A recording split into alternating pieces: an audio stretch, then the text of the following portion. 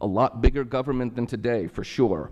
So, of course, this great deliberative body is debating various bills to avoid this catastrophe by slashing carbon pollution. Except it isn't. We are here discussing bills aimed at fuels treatment, a euphemism for cutting down trees and controlled burns.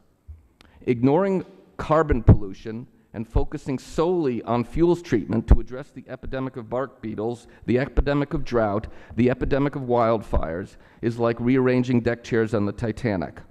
Or more precisely, it is like burning some of the deck chairs and removing some of the umbrellas on the Titanic. Same outcome, more time wasted. As I explained in the journal Nature last year, what we are discussing here today is the single most important question facing the nation.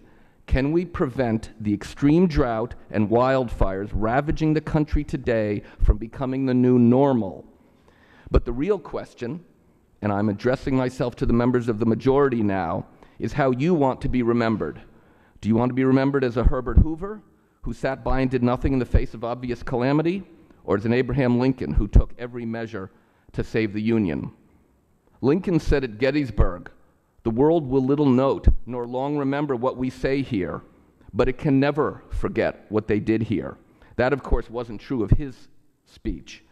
But after testifying to Congress nearly a dozen times since 1995, when I was Principal Deputy Assistant Secretary of Energy, I'm quite convinced that nobody remembers what we say here, and in the case of these bills, everyone will forget what you did here.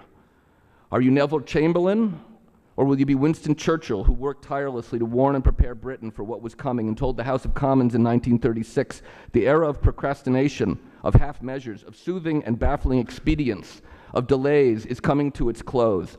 In its place, we are entering a period of consequences.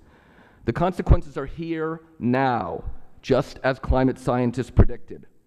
If we fail to take action, many scientists predict ruin for large parts of this country, ruin for large parts of your districts, ruin that lasts 50 generations.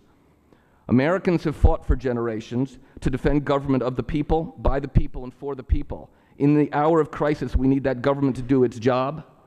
Now is that hour. Thank you very much. Commissioner Jankowski.